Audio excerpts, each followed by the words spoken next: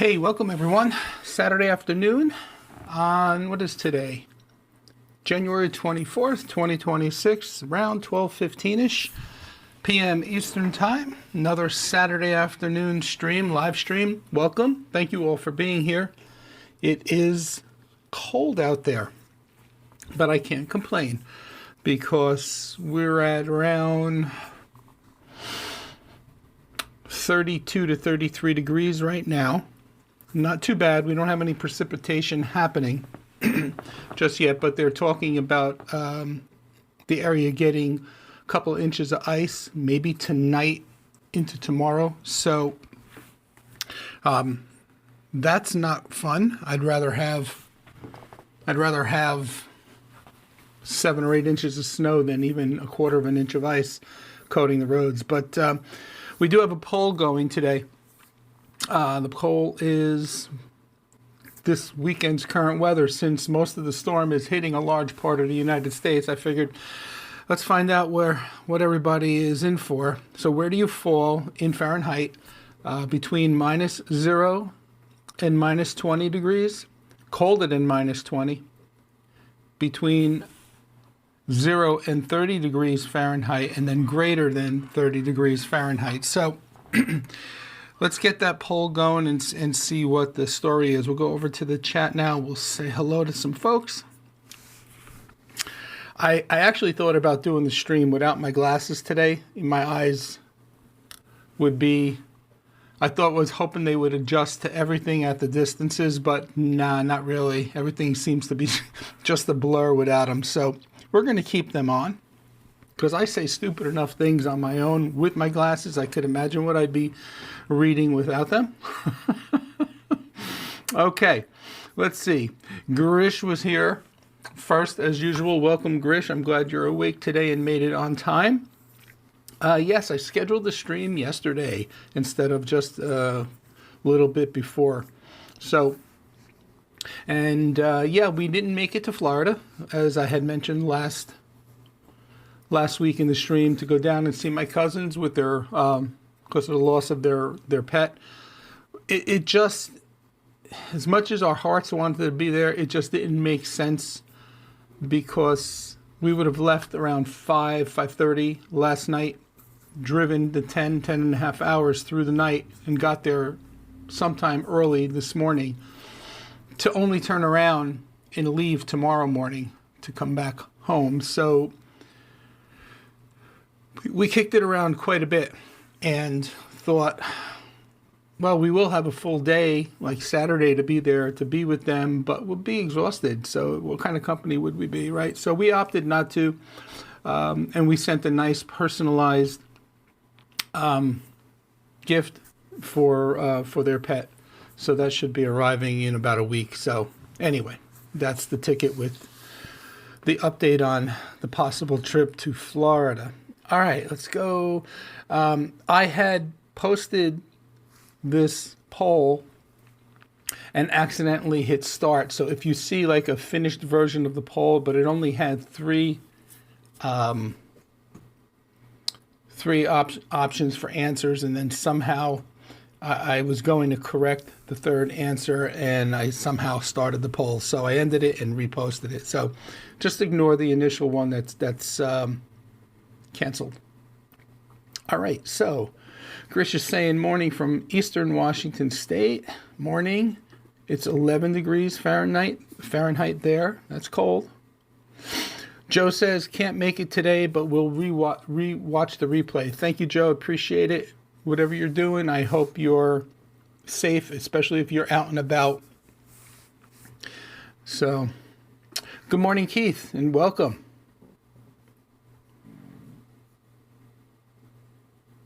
Grish is saying hello to Keith, and Keith was saying hello to Grish. 10 degrees lower than what they were predicting for that area. Welcome, Jeremy. Jeremy says, this stream will help me keep warm for about an hour. A little entertainment goes a long way. Yeah, well, Hopefully you got some nice warm clothing and you keep yourself busy today, Jeremy. And by the way, congratulations. I just saw your Signal post on hitting the $8,400. See what I mean? Imagine. The 8,400 subscriber count. So congratulations to you on that. Alonzo, welcome. Good to see you here. Bluey, welcome. Morning, afternoon, evening, all, wherever you may be.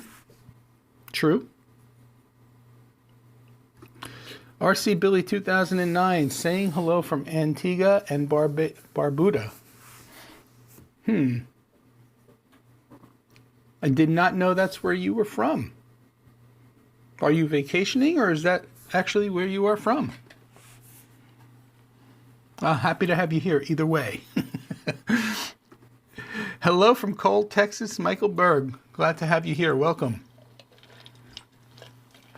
Okay, we have 14 visitors so far. That's cool. 5 likes. If you guys can, please go ahead and hit the like button. It does help out the channel. It does help out the stream. So let's go ahead and take a look so far. We have 12 votes so far on the poll. I'm going to let it run for a while. Between -0 and -20. 33%. Wow. 38% now. It just went up as I'm looking at it. Colder than -20, nobody. That's good. Between 0 and 30 Fahrenheit, 38%. And then greater than 30%, 30 degrees Fahrenheit, 23%. And I fall into that last category here in southeastern North Carolina. So, yeah. And RC Billy 2009 says he lives there. Very cool. Very cool. Well, I'm glad to have you here. And we also have DJ Ware in the house, a.k.a. Cyber Gizmo, or actually Cyber Gizmo, a.k.a. DJ Ware. Welcome, DJ. Glad to have you here. All right. So, just a quick announcement. We are not kicking around. We kicked it around. We've decided to relaunch the sports show this year. We're going to revive it, but in a completely different fashion. So if those of you who were not aware, I used to produce a live sports show, and we used to interview retired NFL stars, and actually we interviewed retired NHL stars and a couple of MLB stars as well. Channel's name was Schwartz Talking Sports. It's still active out there. And it's funny, Keith, because I know you asked me this a couple of weeks ago, and at that point there were no plans, but my buddy and I were kicking it around the last 2 weeks. But instead of doing a weekly show, we did the first go around for about almost 2 years, we did a weekly live broadcast on Wednesday evenings. And it was a lot of fun, but I put a lot of time into the preparation for the show every week. The host put a lot of time in trying to obtain these guests. And the funny thing was, it originally started out as, just want to go online with the host and another buddy and just talk sports, because they love sports. Just talk the week in sports kind of deal. We never realized it was going to evolve and snowball into interviewing all these past Hall of Famers and things like that. So it became a job, so to speak, and it became a lot of hours. I was putting in anywhere from 12 to 14 hours a week, just prepping the show, getting all the graphics ready to go, dealing with helping the, I'm going to say old timers, be able to access the link that I sent them via Zoom to come online and things like that. So anyway, this week, or this last couple of weeks, we kicked it around, but we're going to take it from a completely different perspective. We're not going to do a weekly show 12 months out of the year. We burned out, basically. So the show is very NFL and college football centric.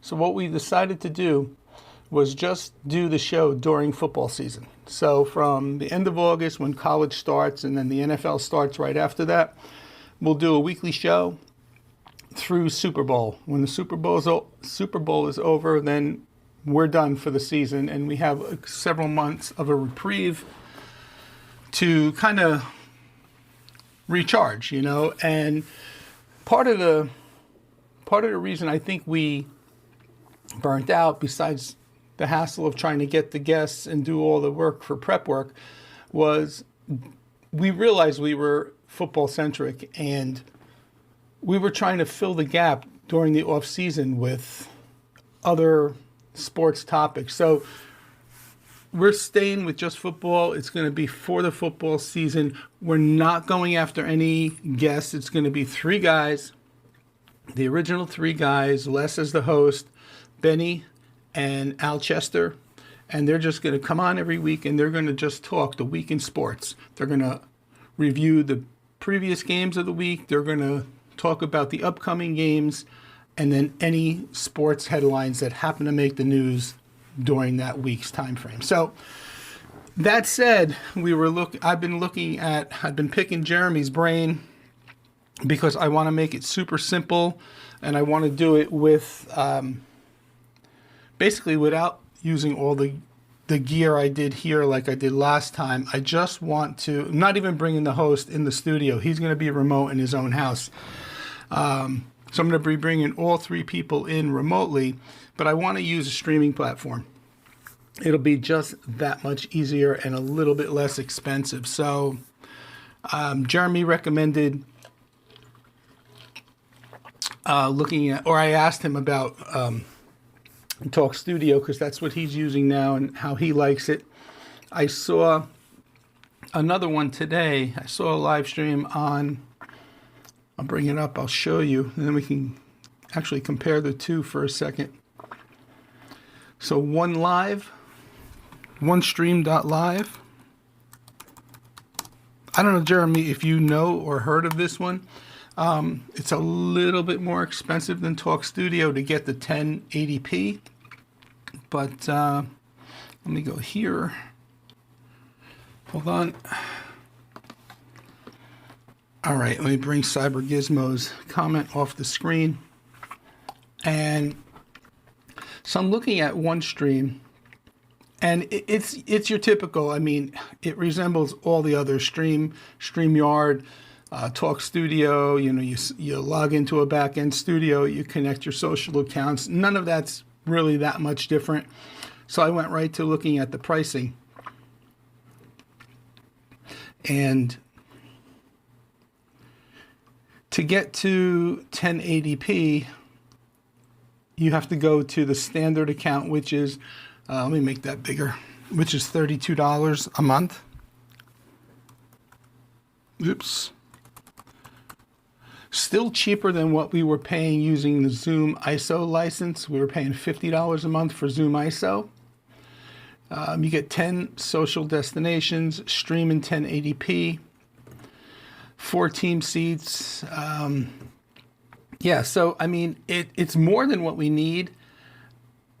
I don't even need 5 social destinations or anything. It's just I wanted to stream in 1080p this time, whereas last time when we did the show with Zoom ISO, we were in 720p. And I guess that's not the end of the world. But I thought maybe since we're redoing it, that we would bring it in. Now I think Talk Studio,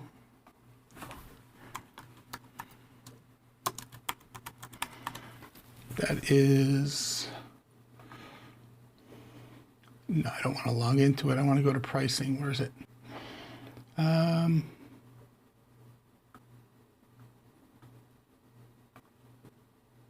Here we go. So the plans on Talk Studio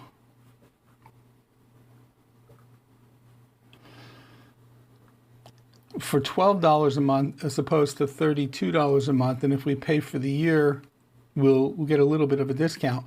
But for $12 a month, you do get the 1080p streaming here. We can have up to the 11 guests. I'm sure up to multiple streaming locations. Yeah, multi-stream up to a limit, multi-stream to unlimited destinations. So I think this is the route we're going to go, but if anybody has any suggestions, that I'm open. I wouldn't mind, and I would entertain everything.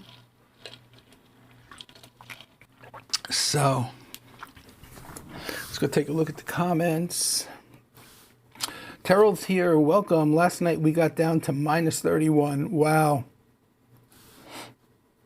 And Jeremy says, I'm on the 1080 plan for Talk Studio. Yes. And you're happy with it. You seem to be using it for your live streams now for a while.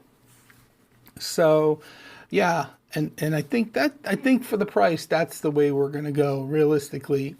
It's a heck of a lot cheaper than using Zoom ISO. It's going to make it easier on me all the way around. And I just send everybody the link and bring them in. And I don't have to have somebody sitting here in my studio with a whole second set up. So I think that's the route we're going to go. So that's one of the announcements, that we are going back to reviving a modified version of the Schwartz Talking Sports show. I should put the link to that channel. So if those of you who have not seen it and are hearing this for the first time, go back and check out some of the content there. Let me just see if I still have it somewhere.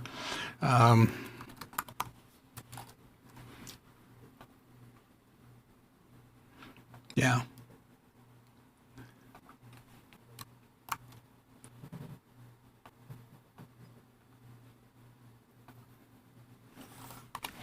So there it is in the chat.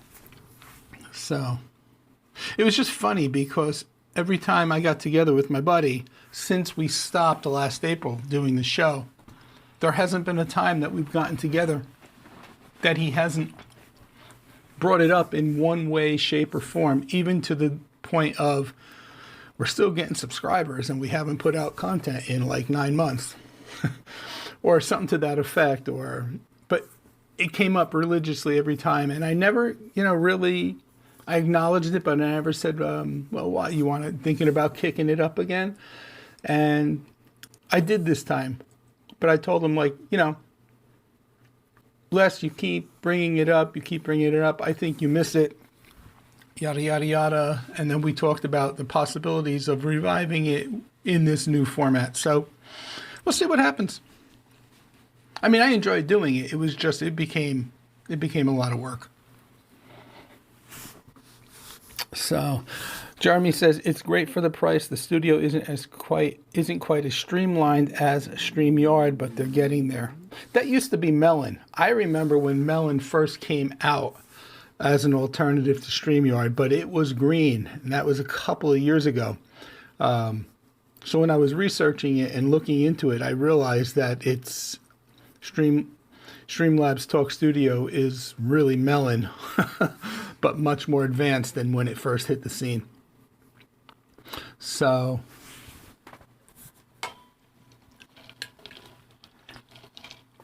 yeah. All right. So that's that. I picked up, I just ordered it, in fact, right before the stream. Let me see if I can find it. An iPad holder, I should say, for, let me just go to my accounts. I'll show you what I ordered. Hopefully it'll be in next week before the stream.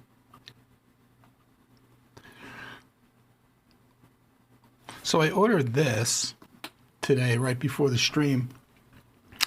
So, because I want to put the iPad up where I could see it. So it's got the almost, I'm sure it's not a super clamp, but it's like a super clamp-like clamp. And it could be adjustable, and you can see it's got the expandable tablet holder there. So I want to put it up because, I want to put it up on the pole, because if you take a look at this view right here, right over there, I have the pole that's going up that's holding my overhead camera. It's my overhead camera rig.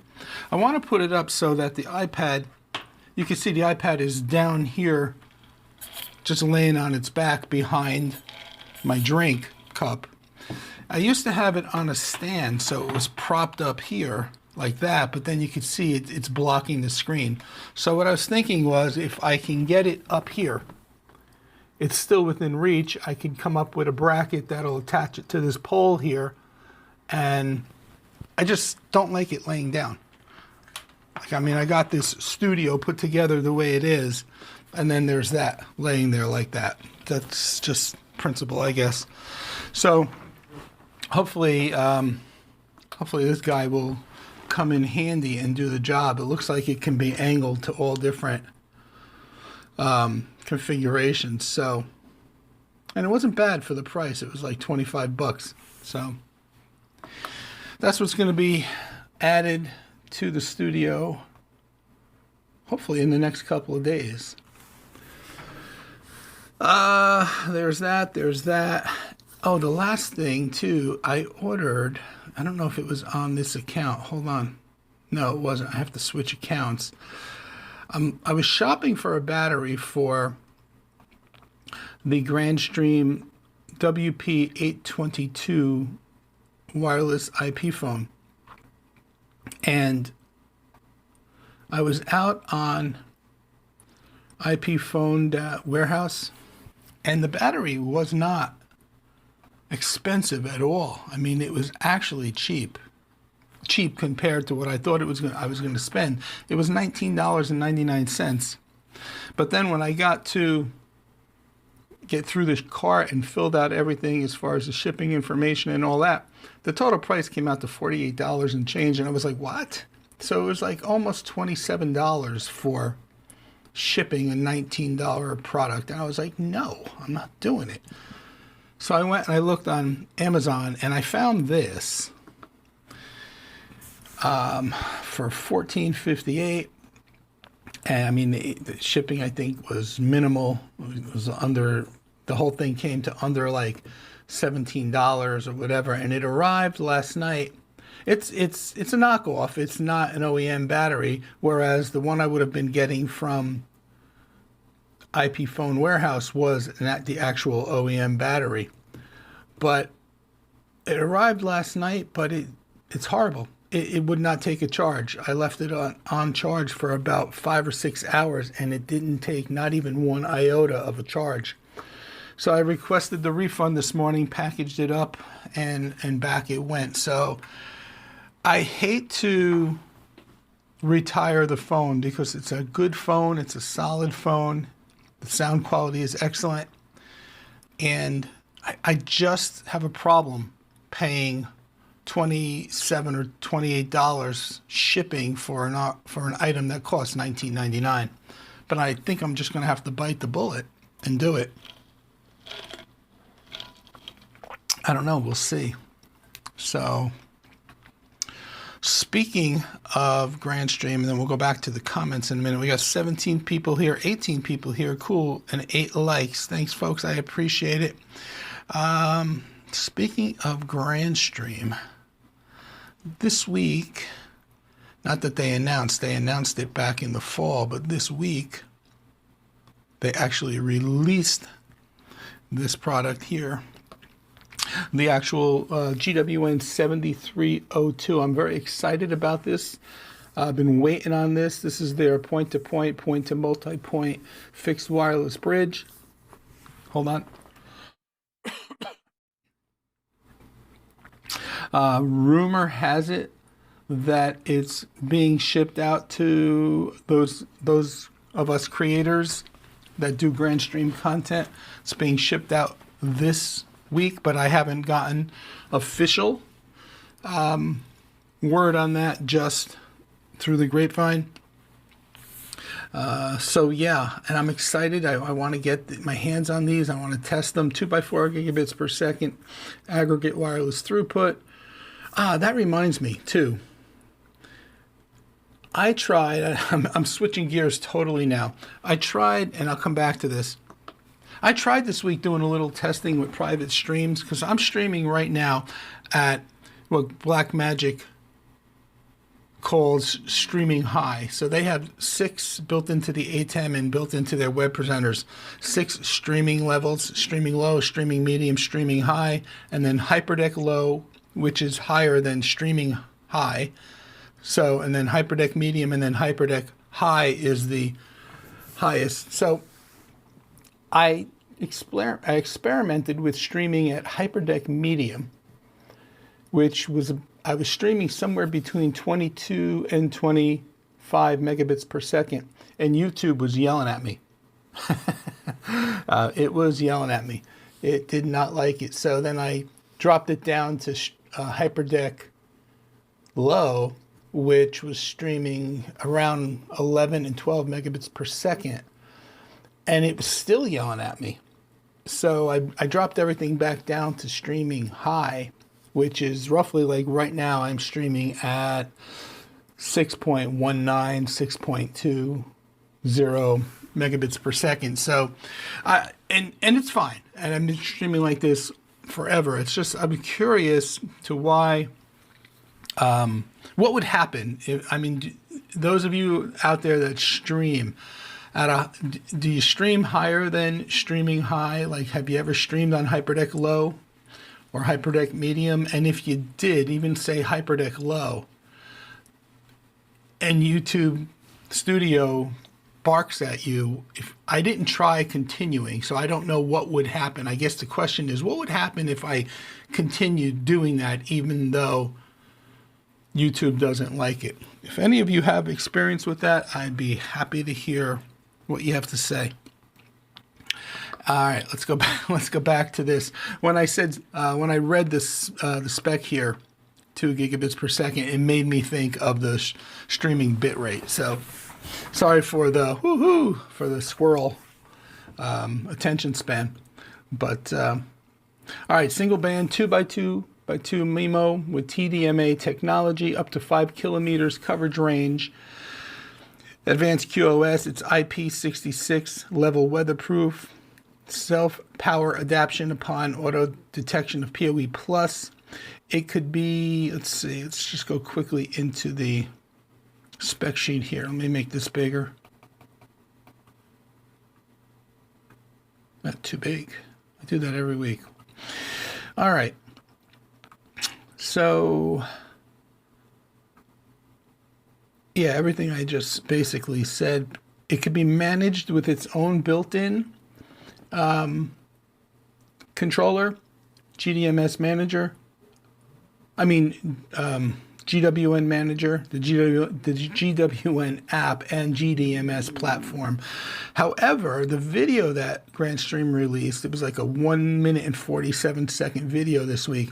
The video that they released said that, well, they made it appear like it's right out of the box, no configuration needed, just use the pairing button on the device to pair the second unit. So, for quick deployment. So I'm assuming you can do that. We won't know until I get my hands on it.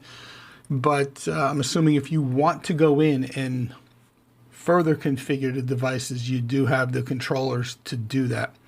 So again, 5 gigahertz 2x2x2 MIMO, 5 gigahertz radio, 5150 to 5850 megahertz. Coverage range, again, up to 5 kilometers. Point to multi-point could accept 1 to 4 units, so 1 and then 3 receiving. So that's pretty cool if you did need point to multi-point. It does have a PoE in and a PoE out port, so there's 2 1 gig ports where you can then run a camera off the second port, or maybe even a network switch depending on the installation where the second unit's going.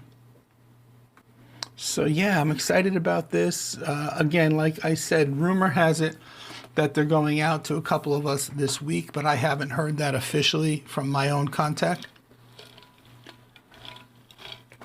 So let me see. Let's go back to the comments. Keith is saying 38 degrees in Richland, Washington. Sylvain Elaine, it's minus 20 here in Quebec. The wind factor, it's minus 36, minus 20 Celsius. I would have to do a quick conversion because I don't use Celsius, so Celsius to Fahrenheit conversion.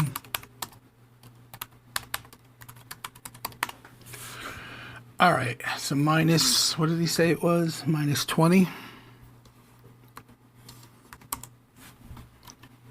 So it's minus 4 Fahrenheit, according to the conversion chart. Wow, still, that's freaking cold. Well, welcome, and thank you for being here. I appreciate it. Speaking of batteries, does the Hollyland have a replaceable battery? I have the other one in the pack here. I'm looking to see like if the unit can be opened. Don't think it does, Grish. Let me bring up the website. Hollyland Lark 2. I don't think it does. Let's see.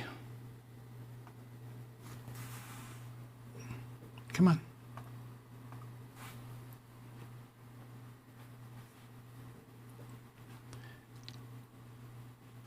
Page is taking forever to load. Let's try it again. I'm actually at the Hollyland website. Other pages are loading fine, so I'm not sure if it's just them or what. See if I can find another link. Let's see. Let's go to their frequently asked page. Nah, I think their website's just struggling.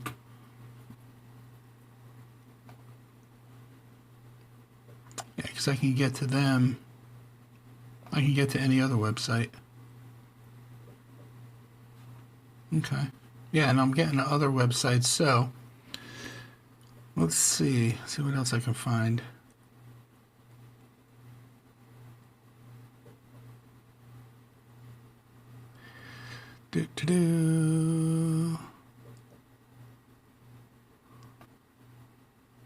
Well, it's loading on Amazon, but I don't think that information is going to be what we're looking for on Amazon. Let's see. Get this off the screen. Wireless system, yada, yada, yada. I mean, I've been happy with them. They come with their own case. You get 2 microphones and the 1 receiver. You also get this piece right here. That is what I use when I'm using the microphone with the with my iPhone. It's got a USB connector on it, and that's the whole kit. But the question is, and again, I don't think Amazon's going to have this information. Let me read through it real quick. Exceptional range, all-in-one charging and monitoring, store and recharge both transmitters and the camera receiver, providing up to 40 hours of total life. USB-C and app connectivity lets you monitor audio. No need to unplug to listen. I don't know, Grish, for sure what the answer is. I'm gonna lean towards the answer being no, but I'm not sure. I've only had them a couple of months now. Joe would probably know, but like looking at the units, there's even the receiver and the transmitter, there doesn't seem any way to pop them open, so. But they're great for the price.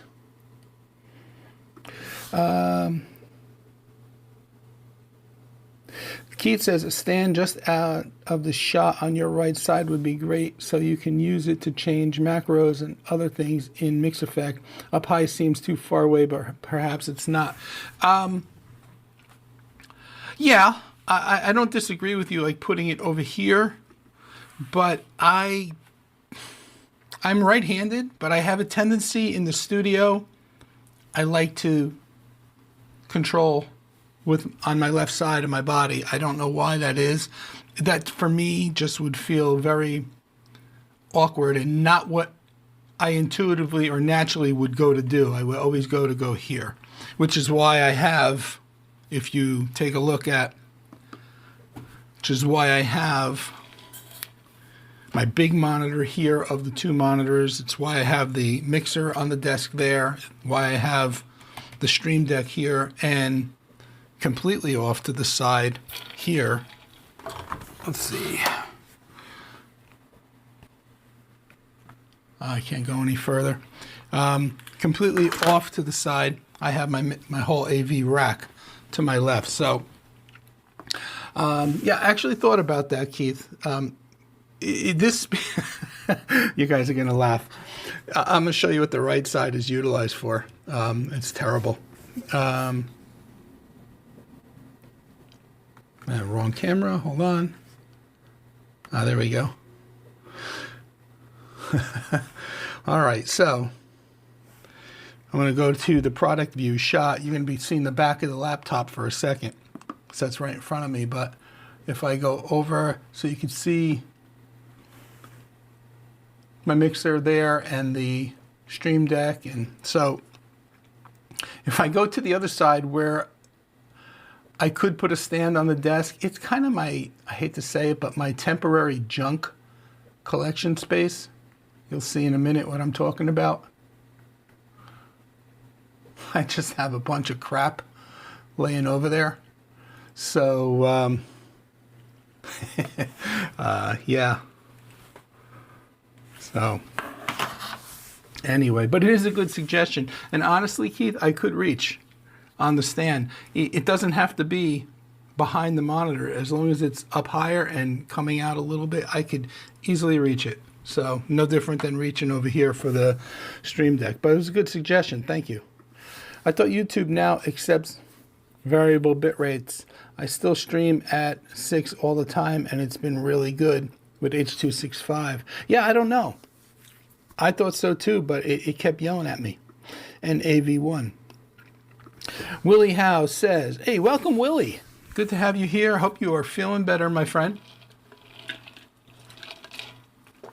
Willie says, the point-to-point product has a fantastic design.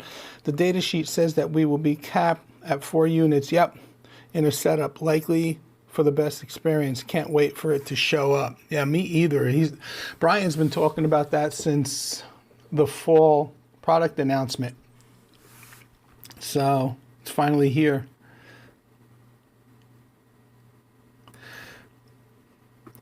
Do you still have to edit your XML to get manual bitrate in Blackmagic? You could. I don't. Using. Let me see if I can bring that on the screen. Let me just get signed in.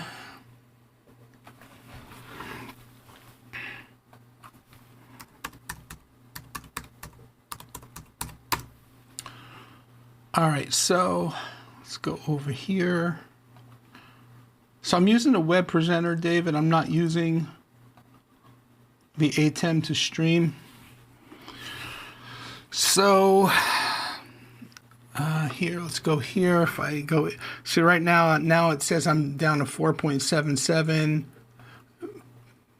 but it's when I know when I change to different views.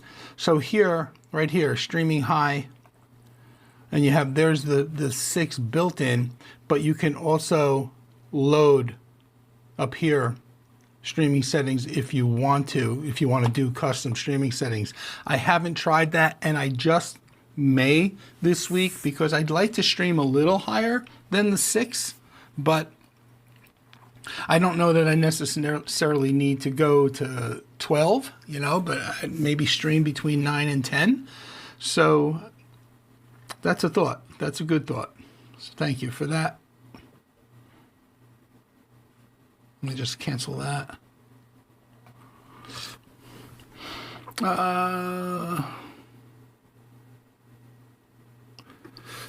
Willie says, show the pic on the back. Oh, I didn't see that. Let me go back there. Hold on.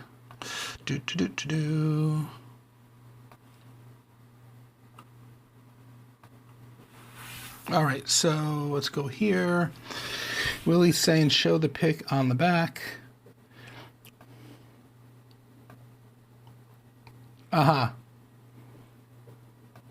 So it has the POE in here, POE out here, and then DC in here, which is kind of nice. See if I can make that bigger. Hold on. No, I can't get that one. I can't get that to go bigger. But cool. Yeah, I'm looking forward to getting my hands on it. I don't know how I'm going to do the testing. I'm going to do my best to do outdoor, outside, set them up outside somewhere, but I'm not sure. I just don't want, I mean, I'll probably do an initial setup video here, like here they are at the desk, yada, yada, yada. But I'd really like to get outside with them and do an actual test outside with some distance in between us. I don't know that I can get, how far I can get apart, but what the heck, auto correct, do you still have to edit your XML to set a manual bitrate? Oh, I knew what you were talking though. I knew, yeah.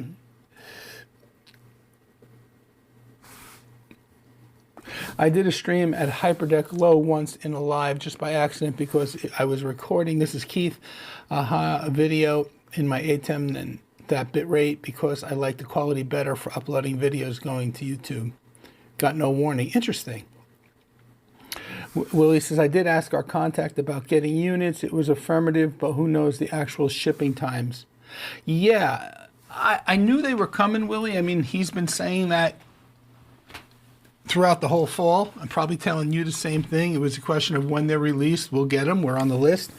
But like I said, a non-Grandstream little birdie kind of informed me that we're getting, they're going out this week. We shall see.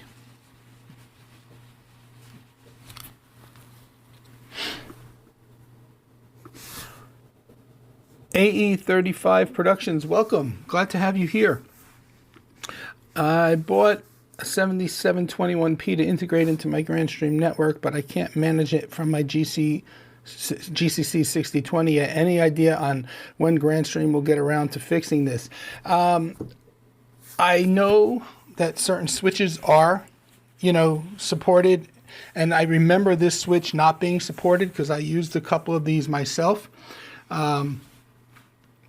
Let's go over to here. Any idea when? No, I don't have any like inside scoop to like their roadmap. They don't discuss those things with me. They basically, I'm just a content creator that helps, market the word on their products, but like they don't share that internal stuff with me. Let me get out of here. So I would not be able to answer you on that, just like, I'm still waiting for the firmware release to fix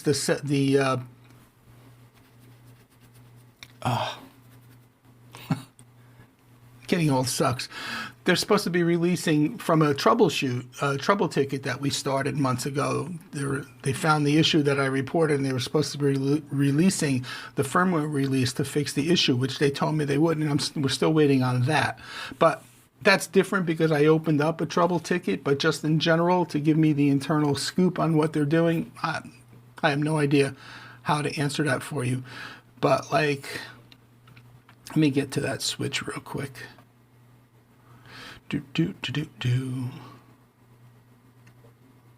7721. Which one is that? Let's see. Yeah, this guy right here.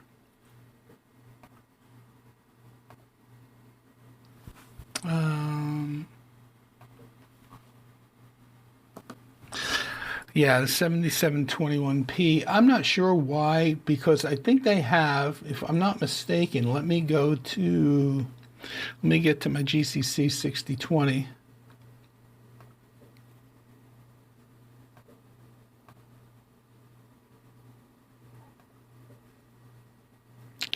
Let me go to switch management.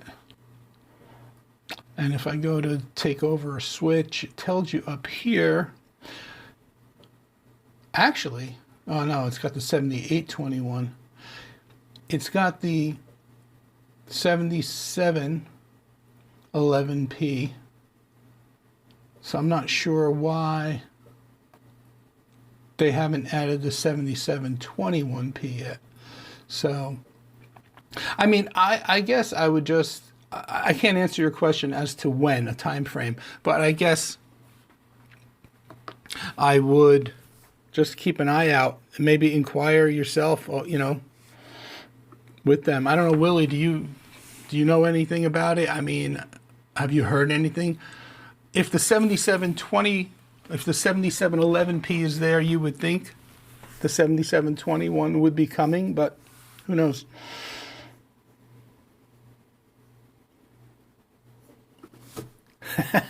Yeah, for sure.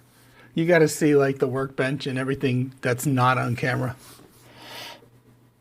Lisa refuses to come up here. I have my Keith says I have my mix effect iPad just right of my camera, about 8 inches away, perfect for camera changes. I don't use my Stream Deck for camera changes. See, I do. I have all my camera angles programmed into the Stream Deck. Yeah, exactly. David, welcome. Preparing for the snow. Yeah, you're getting hit pretty hard up there, correct? All right, let's go take a look at, speaking of, David reminded me, let's look at the poll. We have 18 votes. We have 18 people here. I can't ask for better than that. Thank you, everybody. I'll probably end it now. So between -0 and -20 degrees Fahrenheit, we have 39% of the viewers here. Wow, that's a huge portion. Colder than 20, -20 Fahrenheit, nobody. Well, that's good. Between 0 and 30% Fahrenheit, 44%. And then greater than, what did I just say? Between 0 and 30 degrees Fahrenheit, 44%. And then greater than 30 degrees Fahrenheit, 17%. So, yeah, it's cold. It's just a nasty weekend everywhere. But except Florida. I don't know what part of Florida. I know Bluey, I think you're in Florida. But I know my cousins are in the Tampa area, and they're in the 82, 83 degrees this weekend. So, all right, we're going to end that poll. So there. All right, so that's that. Now, next, I wanted to also another product announcement. Let me get this up here. So, this is going to be controversial, I know it, but whatever. All right, so Synology announced this week the BC800Z to their camera line. I requested a review unit from my contact over at Synology, and I believe, because I have the TC500, which is their turret cam. That's what the one I have on my front porch. Marvelous 4K. Let's just look quickly at the features. Day and night. I think it has color night vision, smart detection, simplify for management, IP66 and IK10. It's got a zoom lens, detailed video recordings. Here you could see with smart bitrate control turned off versus turned on. The difference, 6825 kilobits per second with it off at H.264, at H.265 with it turned on. 2988 instead of 6678, so quite a difference there. Smart detection. This is interesting. I'm curious to test this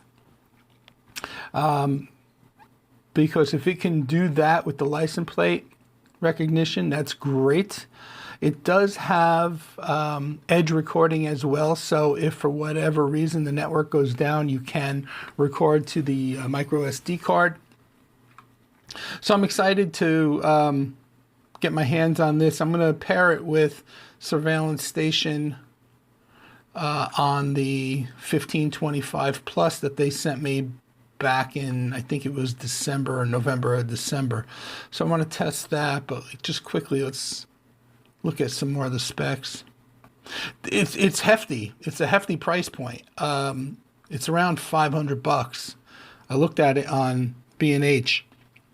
And it's coming in at $499. But keep in mind, that also includes the license. So if you have a Synology camera, whether it's this one, the TC500 or the BC500, if you move it from one Synology device to another, the license moves with it because the license comes with the camera. The license isn't attached to the NAS. So it's got a 1/1/8 image sensor, 850 nanometers for the IR LED wavelength. Let's see what else. Day and night automatic removable infrared cut filter, varifocal lens type, field of view. There's the 3 different field of views there. Aperture is f1.3 to f2.15. It's 4K 3840 by 2160 at 30 frames per second. It's got a 10100 Ethernet port. It supports exFAT. I'm not sure. I didn't see anywhere where it stated the maximum size for the micro SD card, so that I'm not sure, but I could always find out by emailing my contact. So yeah, waterproof IP66, IP67, vandal-proof IK10. It's NDAA and TAA compliant, and the warranty is 5 years. So I don't know that I'm getting this for sure. I made the request. And my contact said, well, let me see if we have one available for you.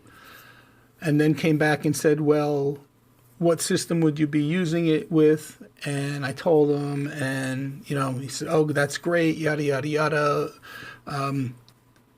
Would you be willing to do?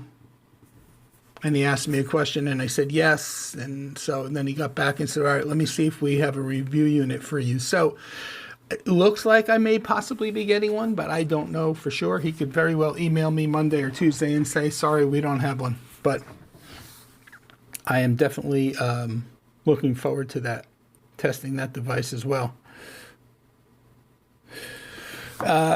Keith says, I wonder if all the snowblowers have been purchased in storm areas. Not only if they've been purchased, but at what cost, right? How much price gouging has been going on. So, yeah. And David says he's testing his generator right now. So, yeah, I know it's crazy. I'm trying to think. So this week, let me go up here. Let me get back over here. Yeah, you can't. I just saw Grish's comment. You can't really snowblow frozen ice, right? Yeah, that's not going to do us any good. So this year, trust me, this is iced coffee. This is iced coffee. This is just Tony being Tony. Let's see. So I installed Nginx Proxy Manager this week, and I set up all my DNS rewrites in AdGuard Home, and I have the initial rewrite for a proxy manager pointing to the actual IP address. Then I have everything else pointing to the Nginx proxy. What the hell is wrong with me? Nginx proxy manager. So yeah, and I'm using let me go over to Nginx.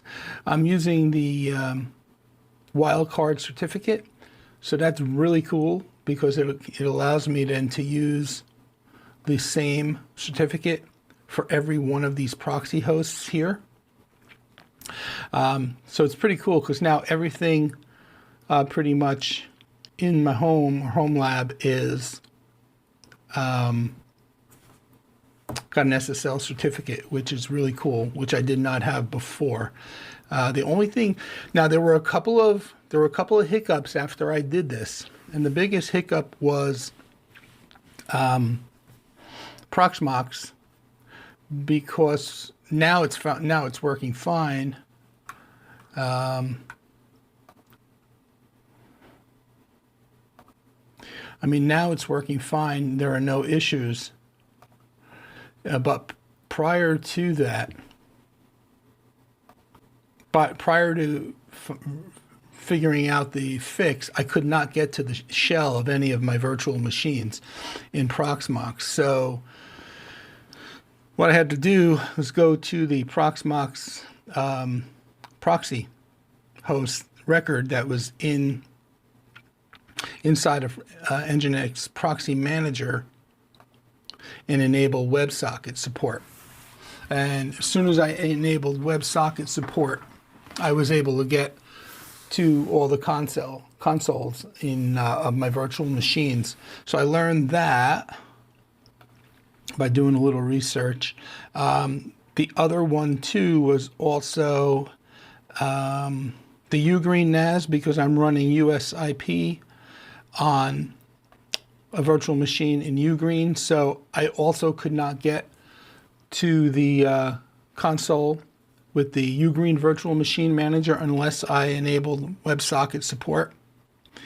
And then Home Assistant was the other one. Now, Home Assistant, you had to do more than just enable the WebSocket support. That didn't do it. In Home Assistant, you also, and I learned this. I mean, this is great because I was just like running into these snags, going, "Ah, crap! Now what do I do?"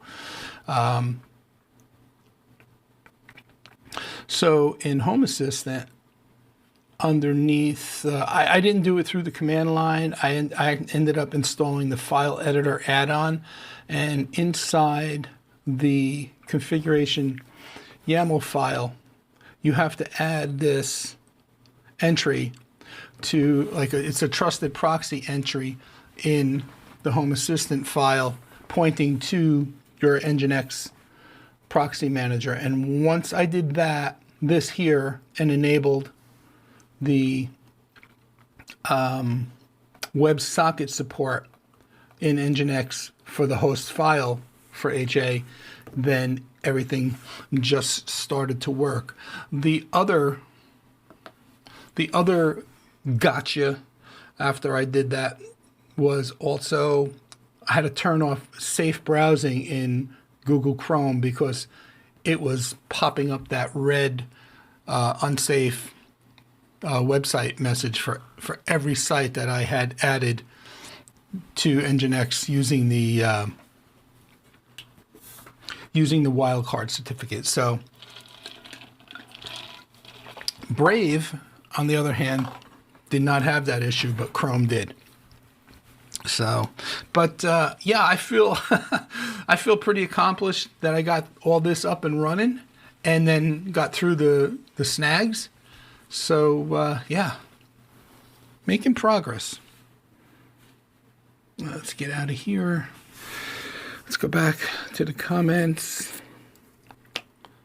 David's saying we don't have any new comments, so okay. Question, just a general question. Looking at the studio, the set, the way it is right now, I changed a couple of things. Over here, I changed out the GXP 2135 IP phone for the GXV 3350 video phone, which I had. I just had it new in the box, and I've thought about just getting rid of it.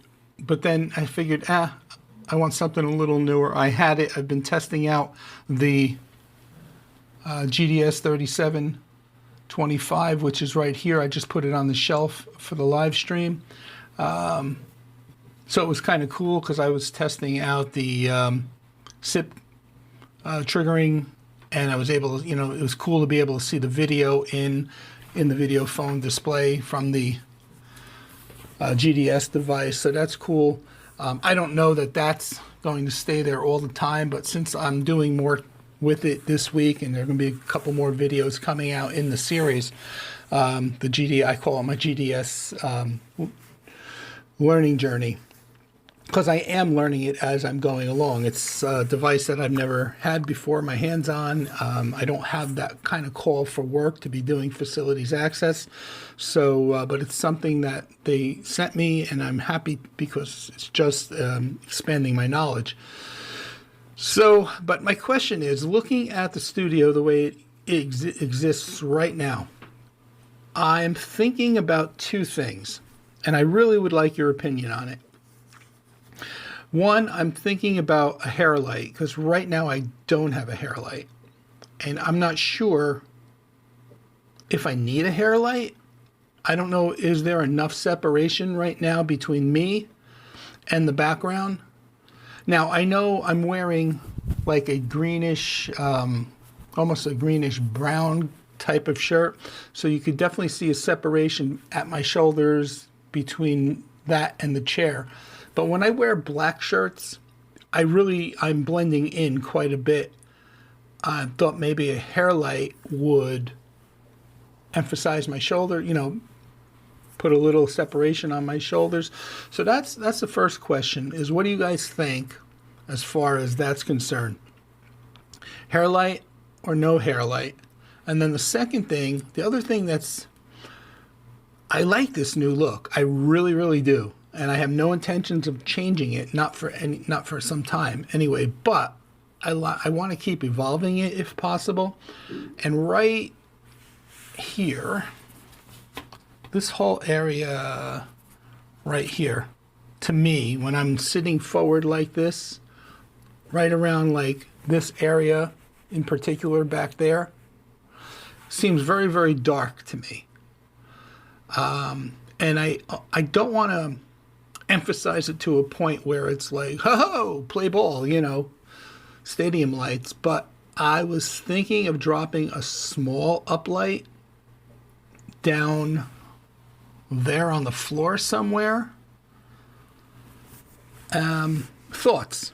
Again, I really do want your input on this. I'm not just throwing it out there if I didn't want it. I want your thoughts on it. So hair light versus no hair light, and some type of something to bring out this area a little bit, because it just looks like a dark dead spot to me in the studio. And the studio looks, I'm fairly happy with it. So, I don't know, I'd really like your input. So.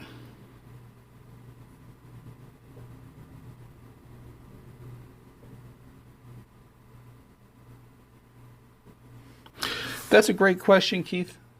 Let me bring it up. Do you have a main network and then something else that is secure when you have plugged in loaner devices? So my network is segmented quite a bit, Keith. I have quite a bit of what we call VLANs set up on the network. So yeah, I do have one that I use for testing. Now, I've been actually thinking about just running like on my workbench over there, but I do most of my testing over here. So yes, to answer your question, yes. But on my workbench, I have a small stack of gear. So I have a router, a switch, an access point, and that's completely separate. Like it's not even attached to my network. And sometimes what I do when I'm working over there is, since I have two ISPs coming into the house, mainly the second ISP I use as a backup ISP to my first ISP. So if my first ISP goes down, the entire network defaults over to the backup ISP. So I'm mitigating downtime in that respect. However, I have been thinking about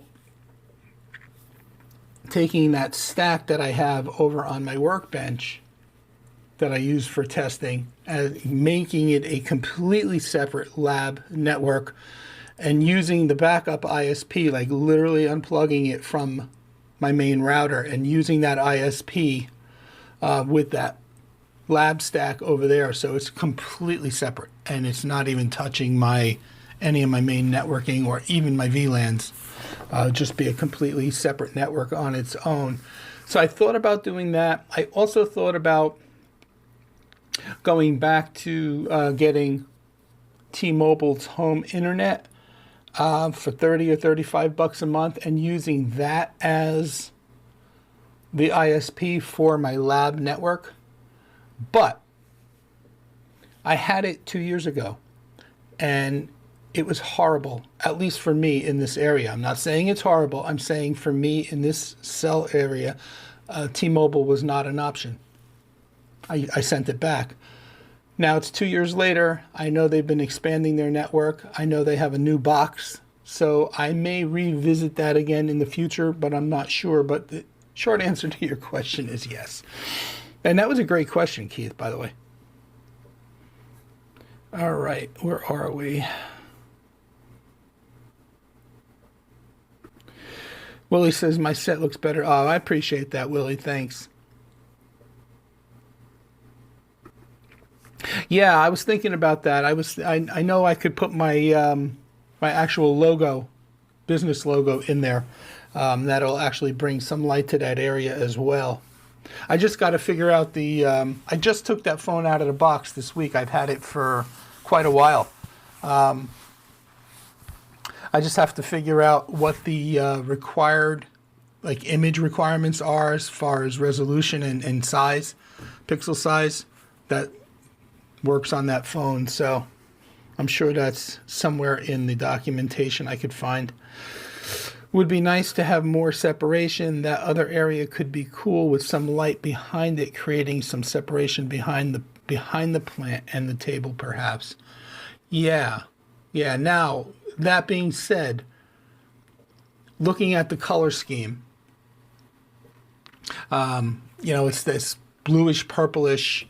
Actually, the light behind me, if I move out of the way a little bit, let's go this way.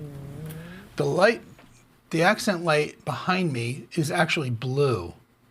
It's a blue similar to matching the LED strip that I have down there.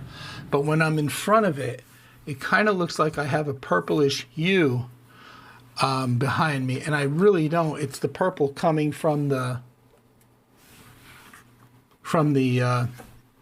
LED sign that's blending in with that blue accent light behind me. So when I put it on now, it takes the blue that's shooting up on the wall behind my head and kind of is blending, and so it looks like I have an actual purple light behind me, but I don't. So I guess the question is, for this area over here, looking at the current set, having the kind of orangey rock lamp and the very orange warm table lamp, what do you think for down there? Are we talking just a small white light or color? Do I match the blue color that's on this side? This side. So just things to kick around. Love the GDS series so far. I think an uplight would look cool on the floor. Yeah, I agree, Bluey. And also, Bluey, you were one of the reasons that I have the GDS 3725. Now, I didn't know I was going to get that one. I just asked for it, and I was very honest. I was very transparent with my contact. I literally said I would like to have a review unit if possible. And I was very much upfront saying, I don't get this call for this kind of work, but it's something I would like to learn about and maybe do quite a bit of content on. So if that's something that's agreeable to you, would you consider sending me one? Because I know there's always that hope that, you know, we're selling and doing the work and buying the units and stuff like that too. So I mean, I wanted to be fully transparent with the fact that, like, just because I'm asking for this unit, it's not like work that I'm going to be looking to take on. It's just more for a learning experience. And you, Bluey, were, I think, the one who asked me, correct me if I'm wrong, but I think you were the one who asked me probably 2 months ago if there was I going to be getting my hands on the GDS series? And I think at that point I told you no. But then you got me thinking about it. So you actually inspired me to ask for the device. So I'm glad you're enjoying the series. It's not doing great. I mean, the views are minimal, but I don't care because it's for me, it's more of the learn. It really is the learning journey. And I thought, well, why not make content on it? So, I mean, I didn't expect it to get thousands and thousands and thousands of views, but I thought it would do a little better than it's doing, but that's okay, you know. It'll be an evergreen series, you know. It'll be out there for people who have no experience with it and are just getting started, so. All right.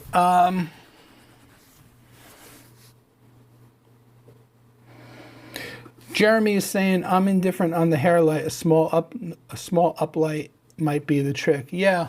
Here's the problem with the hair light. And I remember it in my old studio setup. The problem with the hair light is my hair. And what I mean by that is it becomes too bright because of its natural color, which is white or gray or whatever you call this. Putting an accent light down from behind, it just lights up it looks like I have like illuminated hair. So I tend, which is why I don't have a hair light up until this point, because I tend to agree with you, Jeremy. I'm indifferent on it, but I don't know if it would help the separation factor. AE35 Production says, what about a soft colored light behind the plant? Yeah. The question is, I guess, what color? And I would have to, just experiment that and see what fits in with what I have going on. So the thing I don't like about the Android phones is zero config can't do all the things. There's an online template generator for them. You know, and you bring that up. Thank you for bringing that up, Willie. It's a little bit of a different topic, but it has to do with the Android phones. It's in part of my learning about this device, and correct me now. You're here, so correct me if I'm wrong. I don't have a problem with that, and you know that. You know this. NFC is only available on Android phones, so I can't use NFC with an iPhone to open that device. Now I can use Bluetooth and I can use remote unlock. I know that, but I cannot use the NFC with the iPhone to open up that device. It's only Android phones is my understanding.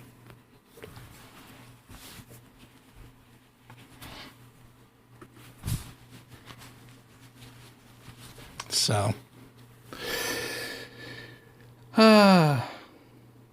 and then Willie House says, yep, got to run, great stream, talk soon. So I don't know if he heard that last comment, but thank you for being here, Willie.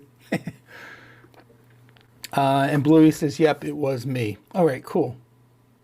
Well, thank you, Bluey, because you inspired me to grab it, learn something new, and an opportunity to, to make content. DJ Ware says color light depends on if the plant is alive or not. That is, I believe, a dead plant. Not a not a dead plant. That's a fake plant. So, dead plant. Keith says auto poll above you in the future. So, let me see if I can get this working. Hold on. Hold on. I haven't done this in a while. So let me go to the Blackmagic camera app.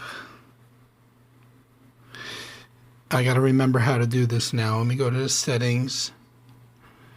Let me go to live stream. Not live stream.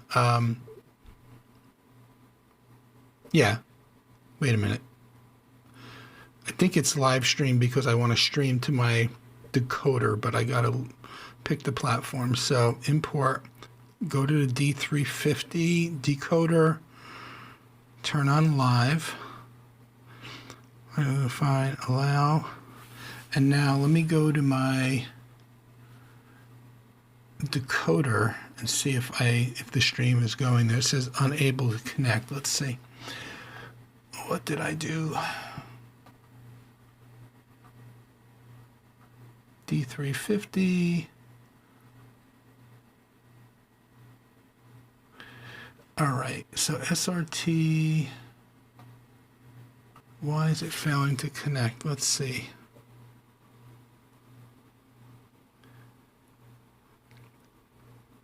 It says it's on air. I don't see it on air.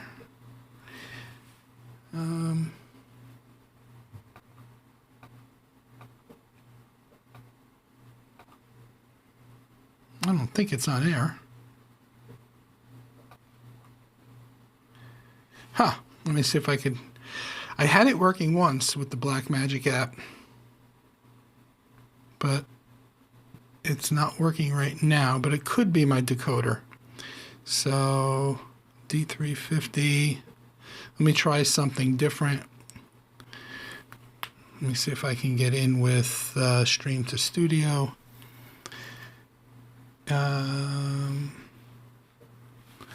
Let's cancel that. Allow.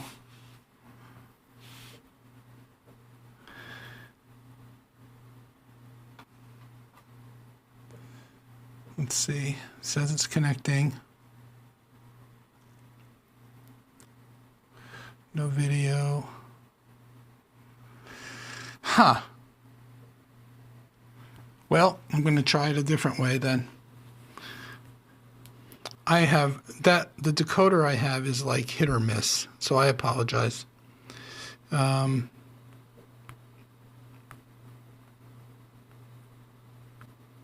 right. Let me shut that down. Let me try it a different way. I think maybe I could do it with the product view camera. So let's go to product view. Why do I not have video on the product view? What did I do?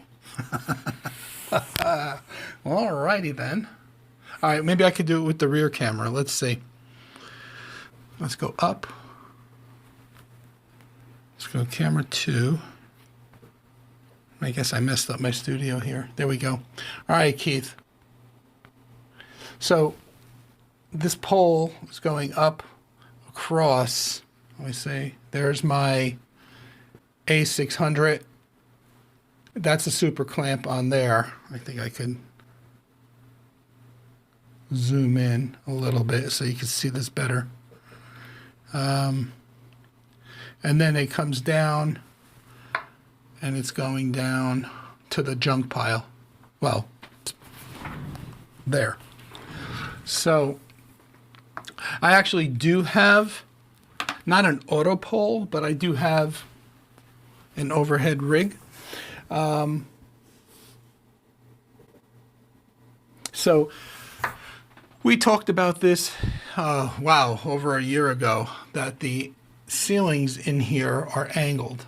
So they go up on an angle, and then there's a straight section that connects the two angles.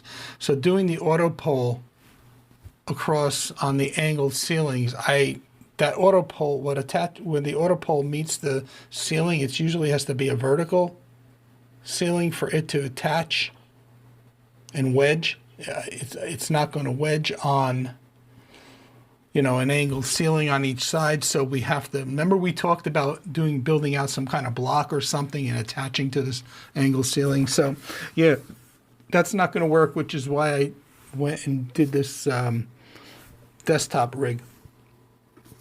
Alonzo says, we learned from you. Well, I thank you, Alonzo, but I'm sure, I don't know how much you guys are learning from me, but it's just fun to hang out with everybody. You aim it more at your shoulders, use the barn doors. Yep. I thought any iPhone that was capable of Apple Pay had NFC.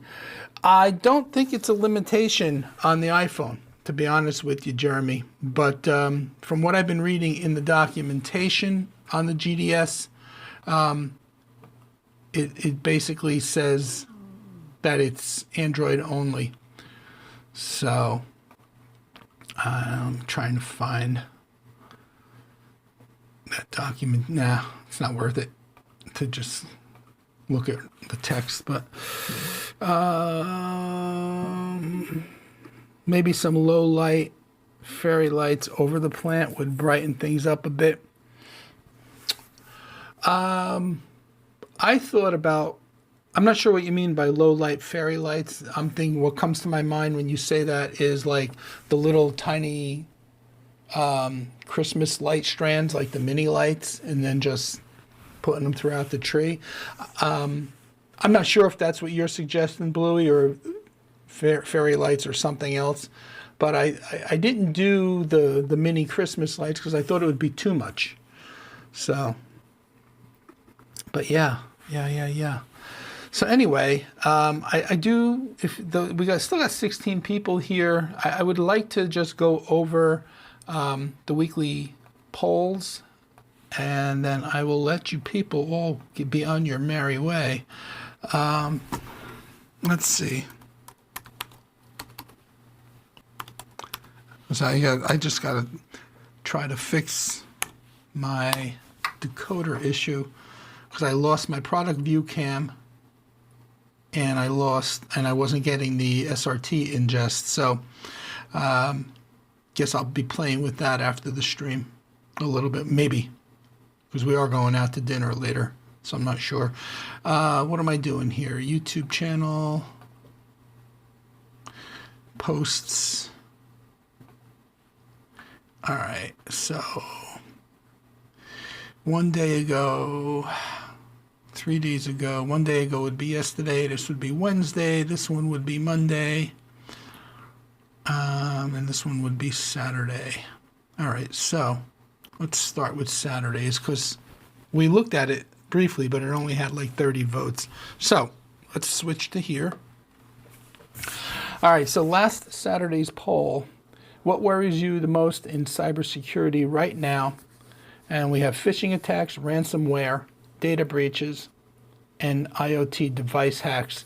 15% of the community, and we got 150 votes on this poll. 15% of the community said phishing attacks, 21% said ransomware, data breaches, 43%. Yep, 21% IoT device hacks. So we did get one comment. I don't remember who it's from. The comment says supply chain attacks. All right, so that's that one. And then we got 217 votes on how secure is your home network. Firewalls and VLANs, 66%. Basic router settings, 22%. ISP default setup, 9%. No idea, say 3%. There were 6 comments on that. And it's funny because that VLAN, the 5 VLAN suggestion video that I did, that one that went crazy with views and subscribers, it's still going. And in fact, Where is it at right now? I'm just curious myself. Oh, wow. So it is at 299.8 thousand views. So it's about to roll 300,000 views in 2 months. And which is insane. And then the actual subscriber gain from that is, as of right now, 3,456 new subscribers from that video. And the reason I'm bringing that up again is because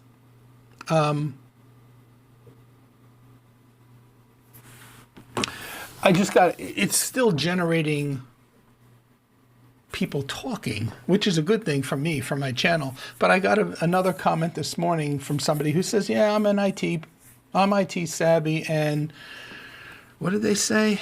Hold on, let me go to that latest comment. Okay. It says, okay, I am a techie. The best I can say here is that you appear to be describing a, quote, home network, close quote, which is way above anything most of us would need. So, I mean, it's still got people buzzing and sharing their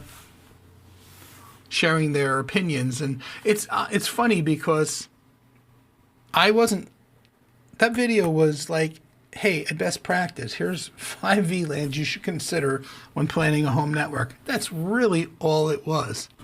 And to see how it moves people and it, hits spots with people, it's just been a very interesting experience, gotta say it. So I don't care if you don't have a single VLAN. I don't care if you use an ISP router and put everything on your ISP router with no protection, no firewalls, and keep yourself at the mercy of your... I could give a damn. I wasn't trying to tell you what you should do, just things maybe to consider if this is what you want to do. So, but anyway, moving on, what are the comments on that? Any good comments on this? Let's see. Firewall, VPN, LANs, DNS filtering, FOSS smart home, no net access. I work as a system admin for government entity. Best regards from the Dominican Republic. I have a Grandstream GCC 6010W, 4 wireless VLANs, one of them with TLS decryption with AV and IPS inspection, WPA3 DNS filtering with malware protection by Cloudflare. Alonso says using VLANs and IDS. And David says, great question. All right. So moving on. Got one or two more, I think. Was that one? And that was the one with 217 votes. Okay. All right, 118 votes. When a security update drops, you install immediately, 42%. I guess let me get in camera. Wait a few days, 54%. Rarely update, 3%, and ignore the updates, 1%.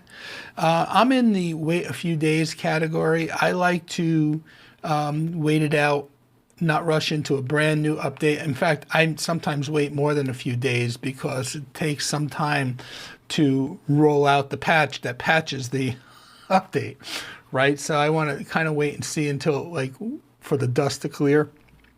I'm not a fan of automatic updates because I think, was it David? Somebody commented saying updates have a tendency to break more than they're fixing. And I agree with that. For me, Jeremy says it usually depends on whether the update is deemed critical or not. Fair enough. Michael Green, he tells corporate every week that we should update and continuously get ignored until a competitor gets ransomwared. David says, yeah, I think it is unfortunate, but there are many examples of a proposed fix actually making things worse when implemented too early, and I won't go on to read the rest, but I agree 100%. And then I think the last one, which came out one day ago, 118 votes. Oh, no, that is the last one. No, Yeah, that's the last one. So, cool. I think that's everything. I have a surprise coming for next week. I'll reveal. I'm probably going to reveal it in a video, not at the live stream, but we could talk more about it at the live stream. I want to thank everybody. Don't tune out yet. Don't go yet. But I want to thank you all for the input on the studio and the lighting and the highlighting of behind me over here and the hair light. I am definitely going to mull it around this week and see what I could come up with. Hey, we could try different things and you could tell me, yay, I like it. Nah, I don't like it. So thank you for the input. I really do appreciate it.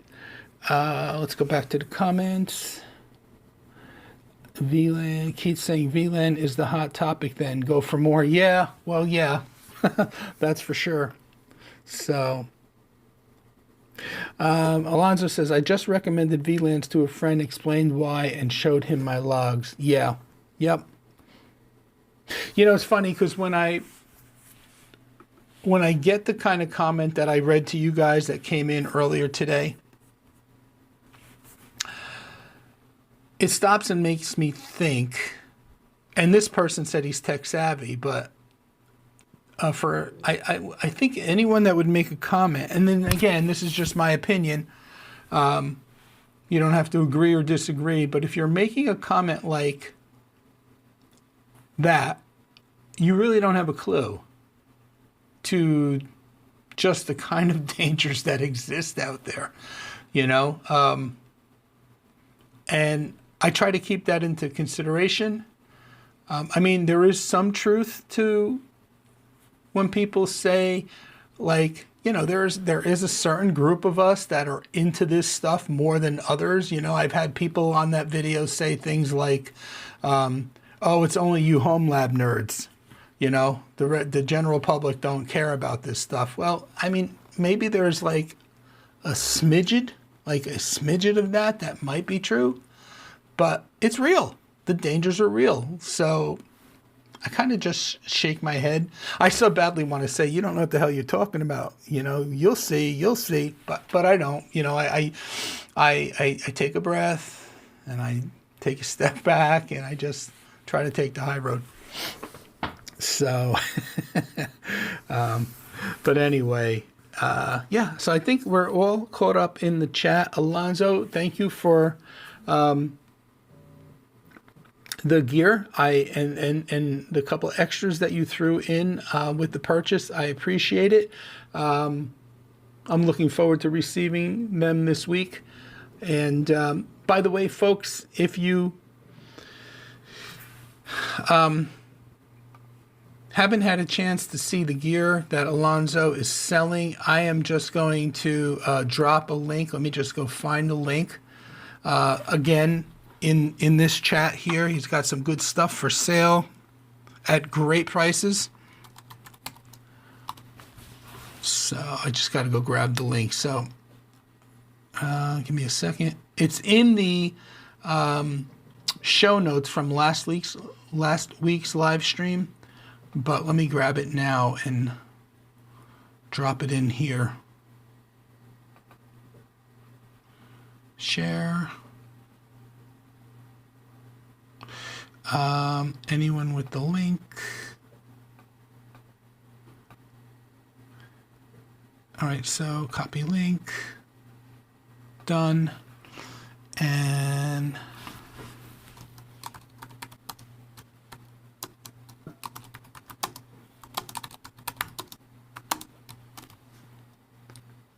so this is a link to a Google Doc, a publicly shared Google Doc that lists all the gear that Alonzo is currently selling. Now, FYI, the the APC Smart UPS appliances are both gone, but the rest of the stuff I think partially is still available. So if you're interested, go check it out, and I'll drop the link to that in the show notes for this live stream as well. So, All right, we are going to take this baby home in a second. Cybergizmo says, I would say 200,000 people is interest. Yep. It's funny because, exactly, DJ, I get 300,000 views on this video. And, there have been some comments and some even worse than that. But 3,450 some odd new subscribers from that video alone. That says something, right? Why would you subscribe to my channel after watching that video if you thought I was just blowing smoke and, talking unnecessary things? So, anyway. Jeremy says true, Jeremy, the dangers aren't real until it actually happens to them. 100%. Keith says, FYI, don't take those comments so personal. You have a heavy burden when you know something, but it never means others are willing to hear. No, I get it, Keith. You're 100% right. I tell myself that all the time, but it's just sometimes, and I know that, but sometimes it's just hard. You know what I'm saying?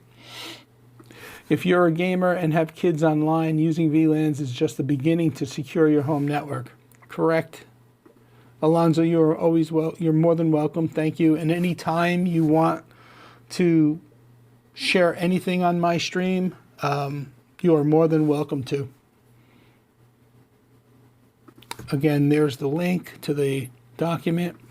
And Keith says, my son was required to set up his one network. He had cable. I have over the air. Over the air meaning you have, just so what folks know what you mean by over the air. Keith has a WISP, a friend of his who owns a WISP that beams the internet to him, to his house from, I think, a store on top of a mountain or something like that. So he has since moved out and no cable in our house. He would be a great backup. Yep. Yeah, for you, Keith, too, especially as soon as, as often as you live stream and do the consults and stuff like that, not to have a backup, I would think about that. I would give that a second thought. It was a great instructive video. I appreciate it. Thank you, AE35 Productions. Terrell says, watch the wiring video. Nice job explaining NO and NC. Thank you, Terrell. I appreciate it. And hello, TVJ. And as you're saying, sorry you're late. No worries. We are going to take this to a close now, similar to like what happened to me when I came into your stream the other night. I was like, hey, and you were like, well, all right, we're going out now. So it happens. And yes, thank you, Terrell. WISP, for those of you who don't know, which I don't know that there are many in this community that don't know, WISP is Wireless Internet Service Provider. So on that note, listen, everybody, regardless of where you are, stay safe. If you're being impacted by this storm or just these horrible freezing temperatures, stay warm, drink lots of hot chocolate, lots of coffee, and soup. And until next week, we'll see you this week with a couple of more GDS Learning Journey videos. I'm hoping to get 2 more out this week, maybe even a third. But plus, I want to take that surprise that I got and do a video on that as well. And I also have to start thinking about, we are like 380 subscribers away from hitting 30K. So I want to think about doing something as for a 30K subscriber celebration. But anyway, have a great week, everyone. And thank you all for being here as always. And we will see you all next Saturday. Take care.